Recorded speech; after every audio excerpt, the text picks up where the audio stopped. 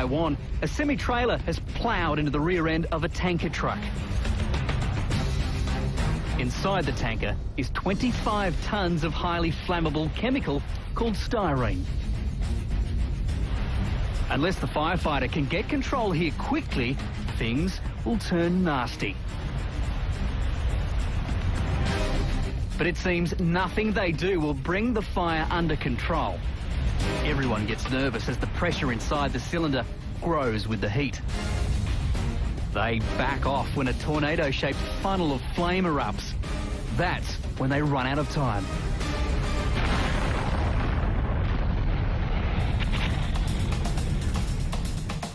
Shrapnel pours down on the firefighters as they retreat before the blast. A quick-thinking reporter on the scene, though, keeps her cool.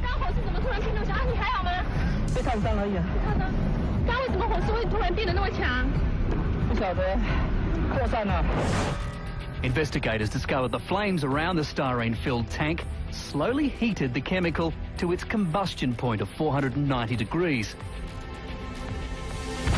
When it spontaneously ignited, all 25 tonnes of the chemical inside the tanker vaporised in an instant, snuffing out the flames.